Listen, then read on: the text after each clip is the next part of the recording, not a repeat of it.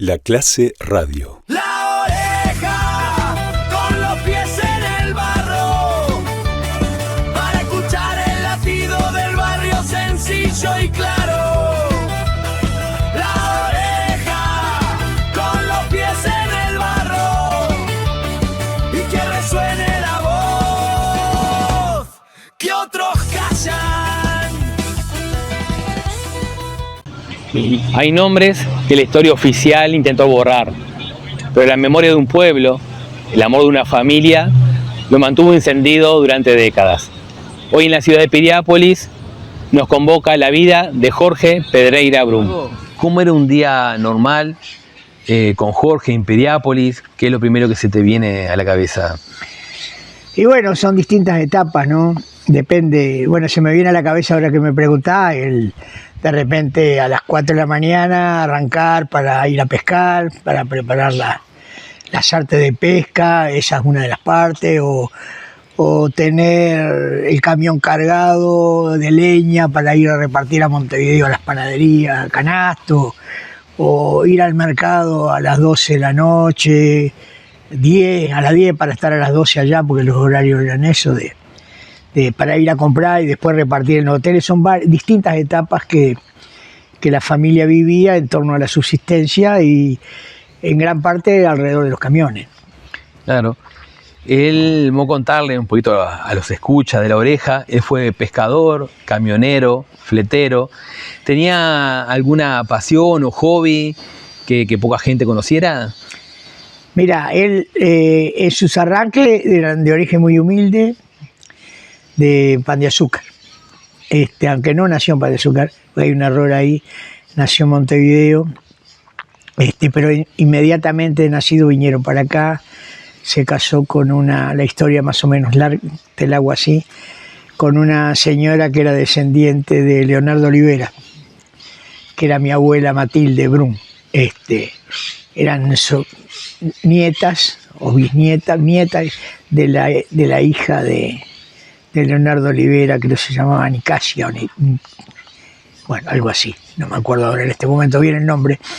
Y bueno, en esas tierras ellos tenían un viejo rancho ahí cerca del Renegado, en Pan de Azúcar, pero vivían muy humildemente. Y bueno, mi padre de chiquito salía a juntar berro, que yo sé por las anécdotas familiares, a cazar pájaros, a los que vendía en el ferrocarril, que ya en aquel tiempo funcionaba, que paraba en la estación de Pan de Azúcar, por ejemplo. Esa era una de las funciones, o con un canasto a repartir determinadas cosas, o sea, siempre luchándola, ¿no? Hasta que en un momento determinado deciden venirse a Piriápolis, que estaba en auge, año 30 y pico, ya mi padre tendría 16, 17 años más o menos.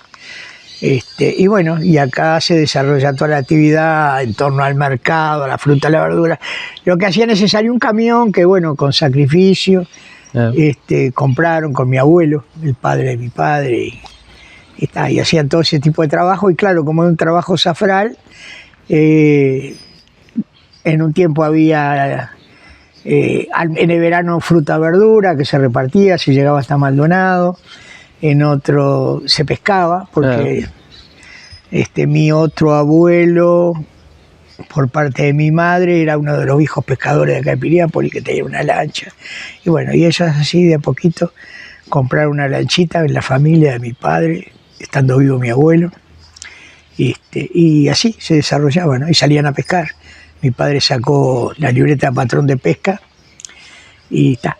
Era una vida dura, ¿no? Claro, estamos hablando de otros tiempos, la vida mucho más sacrificada, hacer el mango costaba muchísimo más. Sí, pero sin embargo, viste, también había un poco de vivir, ¿no? Agarrar un mango y vivir, era la característica, ¿no? Claro. Eduardo, vamos a hablar del compromiso y la militancia. ¿Qué valores o ideales crees que eran el motor de su vida? Bueno, mi padre siempre fue de izquierda, del Partido Comunista derecho, desde que yo lo conozco, desde que yo lo conocí tuve conciencia política. Pero él era un trabajador, él no era un gran militante, en ese sentido, que yo sepa, ¿no? O sea, me acuerdo que a mi casa venían gente como de Maldonado, como Frade, por ejemplo, cuando se formó la 1001. Mi abuelo era el Adalid, y una tía que creo que la que vino de Montevideo, que estudiaba allá, que es un par de años mayor que mi padre, y que fue la que vino imbuida de las ideas socialistas o algo así, porque el abuelo era ballista. Eso me dijo mi primo. Acá había una gran colonia de extranjeros, entre comillas, polacos, griegos, como Kiriasi, Papandoni y otros personajes del pueblo. Marci, había otro también, Danae, el Neo, Sacalidi, había un montón de gente que eran el núcleo del Partido Comunista de Piriápolis. Y las reuniones muchas veces se hacían en mi casa.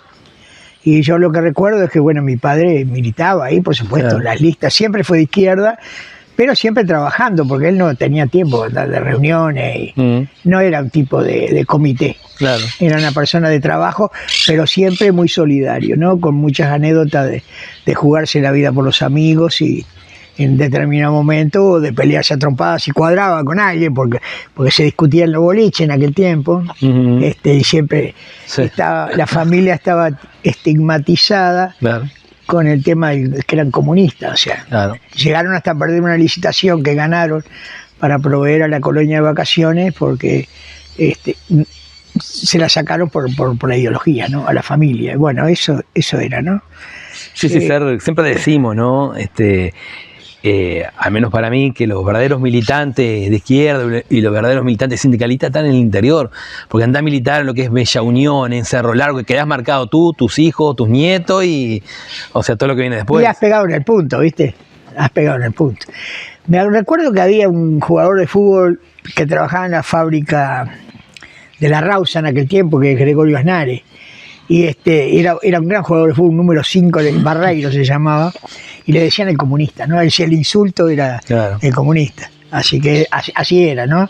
Y bueno, pues yo me acuerdo de haber crecido entre libros y esas cosas, es lo que le agradezco, porque ha hecho un poco, agregado unas cosas muy importantes a mi cultura, ¿no? Eso sí, siempre de izquierda y siempre defendiendo al obrero y al pobre, eso es lo que yo recuerdo de mi padre. Jamás claudicando ahí. Recién estamos hablando, Eduardo, que bueno, obviamente también en el caso de Jorge, política y familia siempre decimos que no va de la mano, política y trabajo tampoco, porque te quita muchas horas de que tú le estás sacando a tu familia, a tus hijos, a tus amigos, ¿no? ¿Y cómo que él equilibraba eso él, o sea, su vida familiar con su compromiso político en los tiempos complejos, ¿no? Estamos hablando ya del año 71. Era sencillo, primero el mango y dar de comer a la casa, es así, no era él por lo menos, no era un teórico que se pasaba o de reunión en comité, funcionaba diferente, ¿viste? Funcionaba diferente. Y cuando llegaba el tiempo de las elecciones, de política se hablaba todo el tiempo, claro. Pero porque siempre había un tema, como ahora, pero no, él era un hombre, primero el trabajo, seguro, ¿viste? Porque había que traer el mango para casa y claro. Obligaciones, esas cosas. La familia era una familia de trabajo en ese sentido. Así que bueno, así, yo lo que recuerdo, bueno, son esas reuniones, ¿no? En casa, antes de las elecciones. Y me acuerdo cuando en una elección, creo que fue en el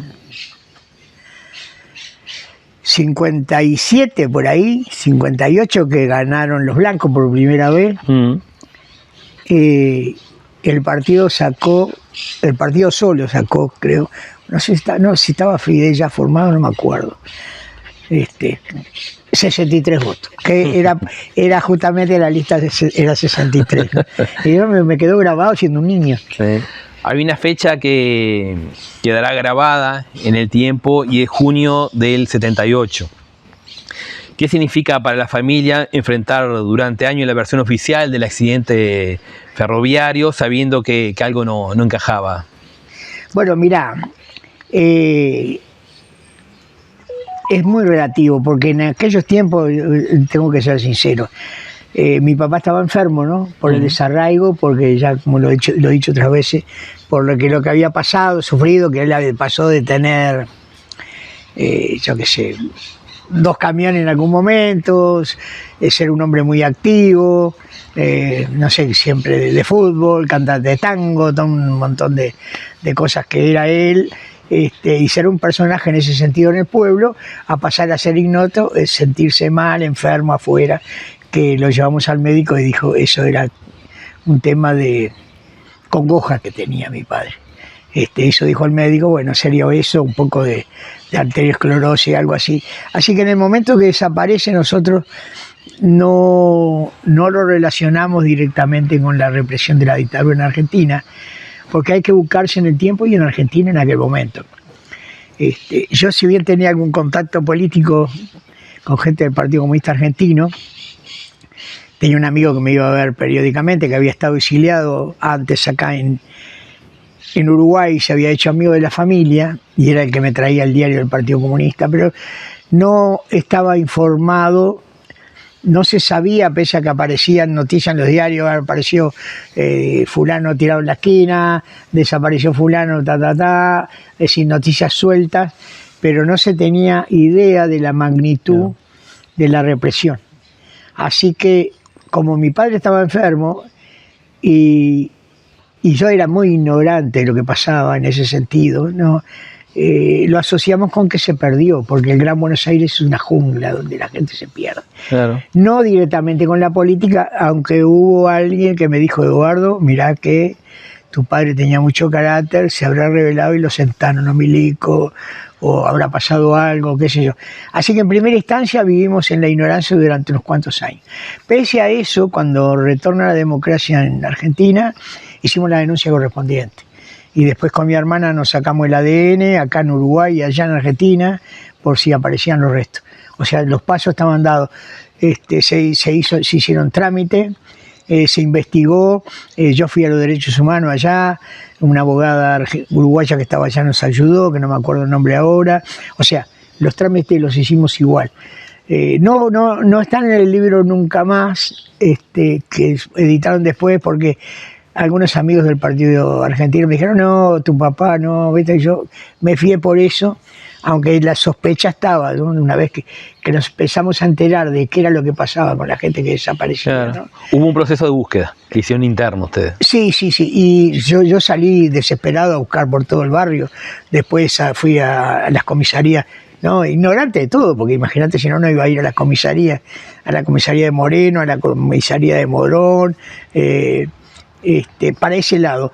Después aparecieron para otro lado, el lado donde yo te digo es el Gran Buenos Aires, era lo más cerca, ¿no? Merlo. ¿Tú eras muy chico? ¿Qué edad tenías ahí? No, yo tenía 78, tenía 30 años, a ver, sí, 29 años.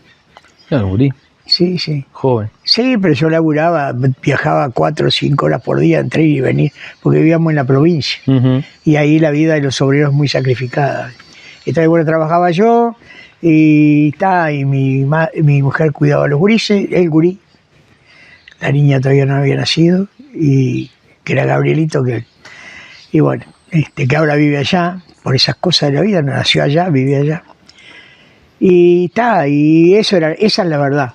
Claro. O sea, nosotros en un primer momento no sospechábamos lo que pasaba, pero después, a medida que se fueron revelando las cosas, ¿no? Claro. Más o menos fuimos abriendo un poco los ojos. Claro. De todas maneras, habían hecho un proceso de ocultamiento tan grande que, bueno, eso es parte de la historia. Claro, justamente ahí es donde te quiero llevar, ¿no? Porque vamos a hablar un poquito de memoria, verdad y justicia.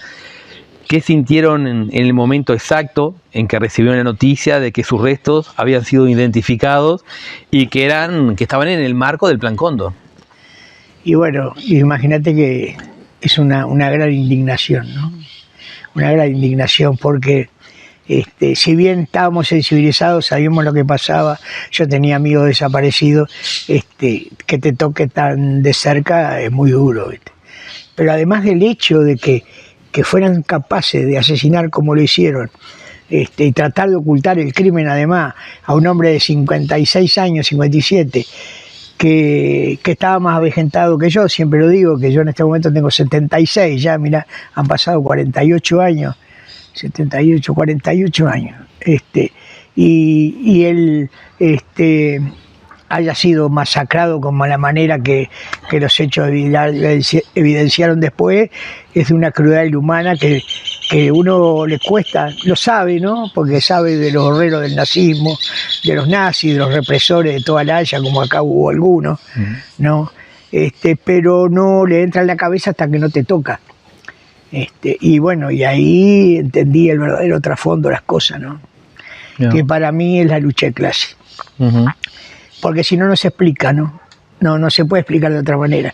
Porque vos a un lacayo asesino como estos que mataban gente, que torturaban a un tipo indefenso, lo ataban con alambre, le hacían submarinos, lo tiraban de un avión, esos son simples criminales que no saben lo que hacen, o si lo saben porque son tan malos que hacen cualquier cosa, pero los verdaderos responsables son los dueños de las cosas, ¿no? Por eso te digo, lucha de clase, una cosa es la otra cosa del otro. Cuando la clase dominante, que es la que detenta el poder, se ve amenazada, emplea cualquier medio. No le importa nada. Mientras tanto, de repente vienen los políticos a tu casa y no estoy hablando de los partidos tradicionales, y te palmean la espalda. Y después, no todos ellos, no todos, porque también hay que decirlo, pero recurren al poder de las Fuerzas Armadas y de la policía que están a su servicio. Y dentro de ella, a los esbirros más mal paridos, que son los que son capaces de matar a cualquiera, de torturar a cualquiera, sin importarles nada. Entonces, bueno, eso es lo que siento, un gran dolor, una gran bronca, pero no me la agarro personalmente con nadie. Más allá del dolor que sentís, ¿esta verdad te ha traído paz o reencuentro? No, paz para nada, porque a la crueldad de lo que pasó, que uno, estoy por la historia, está en varios lados, pero es que aparece después de 40 y pico de años el cuerpo no, aparecen unos datos en un cementerio de Granburg, una antropóloga que estudia, que es directora, que conoce, se acuerda el nombre, que está en la lista de desaparecidos, que por eso estuvo bien la gestión hecha, y aparecen en un libro de defunción que no quemaron por descuido, porque tiraron todo, quemaron todo, destruyeron todo lo que podía dejar huella. Aparece el nombre de mi padre y el nombre completo, Jorge Pedreira, y NN. Y NN como no pega con nada, ¿no? Entonces después ahí interviene Walter, hacen una gran investigación, Walter Pernas, siguiendo las directivas de familiares, y otro hombre que se llama, reportero de Brecha en Buenos Aires, que es argentino, que es un gran tipo también. Y bueno, ahí hacen una investigación brillante donde echan por tierra toda la versión oficial de la cosa. Entran a rastrear y hay una autopsia primera en la comisaría de los Polvorines que está hacia el otro lado, que yo no buscaba porque no pegaba con lo que pensaba, dónde se había extraviado mi padre. Y ahí aparece como que en primera instancia como que es un accidente ferroviario y que se ha caído del tren y que tiene una herida en el costado, una primera autopsia. Después aparece otra autopsia, 2 autopsias, y en la segunda aparece un agujero en el occipital. Y después aparece que está enterrado en una fosa común en un cementerio de Granburg, que fue denunciado por los vecinos cuando adviene la democracia en Buenos Aires, en Argentina, y que había movimientos extraños. Bueno, y resulta que está en esa fosa común ahí, entreverado en bolsa con otros de A5 y de A6, con otros cadáveres, lo que no ha permitido hasta ahora a completar a saber dónde están los restos de mi padre realmente individuales. De todas maneras, yo siempre lo digo, mi padre aparece en un lugar donde la mayoría de los muertos con un agujero de bala en la cabeza que están en esas fosas comunes aparecen con un agujero de bala en la cabeza, son gente de 24 o 25 años, jóvenes idealistas. Digo, bueno, mi padre, dentro de la tragedia, tiene un lugar de honor, porque murió donde esa gente, esa generación que peleaba por un mundo mejor, en el acierto, en el error, con los métodos, lo que fuera, tiene un lugar en la historia. Y entonces eso es uno de los motivos de que yo me sienta por ese lado bien, por otro lado mal, porque no sabemos, ¿no?, dónde están los huesos de mi padre todavía, hasta que la técnica nos permita en algún momento volver a sumar. Ahora hay unos nuevos datos que fueron presentados allá en el juzgado de Buenos Aires, donde se tramita la denuncia en el partido de San Martín, donde la hija de un sepulturero dice que... No, porque hay otra parte de la historia. Cuando adviene la democracia en el 83, 84, 83, las denuncias llevan a que se lleven las bolsas a un juzgado, se sumen y se llevan a un juzgado. En el juzgado, por mal manejo y pericia, como funciona en la Argentina, la justicia y en casi toda parte del mundo burguesa, eso va quedando de lado. Y hasta que el juez decide que, bueno, se han manipulado, evidentemente entreveraron las bolsas, hicieron cosas, no le sacaron los números, no sé qué pasó, que las vuelven y dicen, bueno, sáquenlas de acá porque pasaron 3 años, nadie investigó nada, y está, y queda ahí, y los vuelven a enterrar. Digo, si a mi padre lo enterraron 2 veces, lo desaparecieron 3 veces, cosa de loco, ¿no? A mi padre y a todos esos muchachos que estaban ahí, ¿no? Hay más de 5.000 desapariciones en esa zona de Campo de Mayo, que era la zona donde estaba el cuartel general de los milicos, de la dictadura militar. Solamente hay 400 denuncias, porque la gente, el terror todavía le dura hasta ahora, o no saben qué pasó con sus familiares, no sé qué es lo que ha pasado, pero bueno, esa es una realidad. La otra realidad es que la justicia argentina no responde. Van a ser 2 años ya que hicimos la denuncia ahí en el juzgado de San Martín, y no han contestado. Dieron lugar a la querella, pero no me han contestado a mí, a mí, a mi hermana, a la familia, para que juzguen y traten de investigar, porque todavía debe haber gente viva de ahí de la comisaría, o el médico que hizo la autopsia, algo puede ser que pase. Claro. Han pasado 48 años. Y lo que nos impide iniciar un proceso acá en Uruguay, porque al estar trancado allá, y ahora al cambiar el gobierno allá, bueno, que menos, porque los jueces en la justicia argentina son toda una maca corruptos. Son todos, del primero al último, o los que no tienen miedo, ¿viste? No se escapa ningún juez burgués, ¿no? Porque siempre hacen lo que el poder quiere. Pero en el caso de la Argentina, peor todavía, ¿no? Porque, bueno, no sé qué pasa. Sí sé qué pasa, pero es largo de explicar. Pero funciona así. Así que, bueno, eso estamos con la espina clavada. Y sabemos dónde está el lugar de la fosa común, pero no sabemos dónde están los restos de mi padre. Ese es un tema, ¿no?, que queda latente.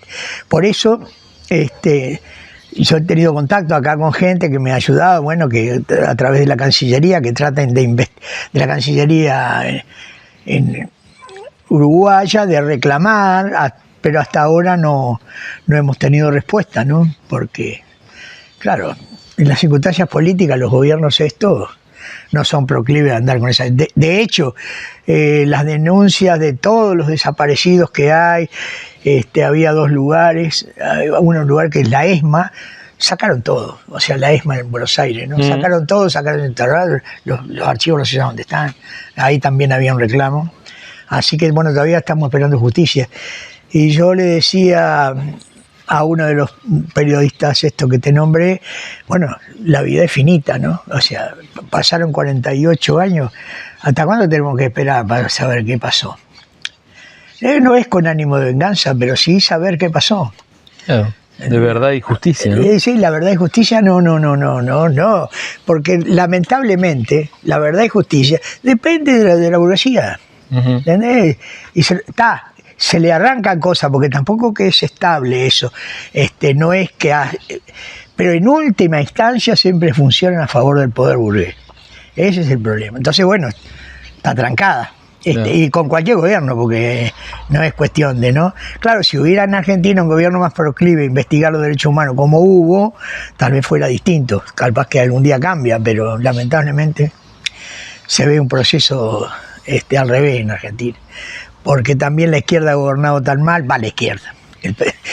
en el punto de vista de Argentina, el peronismo, que no sé cómo llamarlo, porque izquierda seguramente no es, pero era más proclive a atender los reclamos de este tipo de cosas, ¿no? Y bueno, son tan ladrones y tan corruptos como estos que están ahora, y han provocado que haya un gobierno de ultraderecha de ultraderecha literal, porque ahora han puesto a un ministro de Defensa de las Fuerzas Armadas, que era tradición después de la democracia, que era un civil, bueno, para tener, aparte hijo de un represor. Entonces, bueno, viste, sumá, y bueno, claro, como que las esperanzas se van desvaneciendo en el tiempo. Y no hay manera de luchar salvo esta que ustedes me conceden, para que la gente sepa, porque lo más importante es que se sepa, ¿no? Que perdure la memoria para que no vuelva a pasar. A veces el mar devuelve lo que el tiempo intentó esconder. Jorge volvió a su Maldonado natal, en la memoria de sus hijos y en la certeza de la justicia. Nos quedamos con el silencio respetuoso que merece esta historia y el compromiso de seguir escuchando lo que el pasado todavía tiene para decirnos. Amigos, esto fue La Oreja y hoy más fuerte que nunca decimos Jorge Pedreira Brum presente.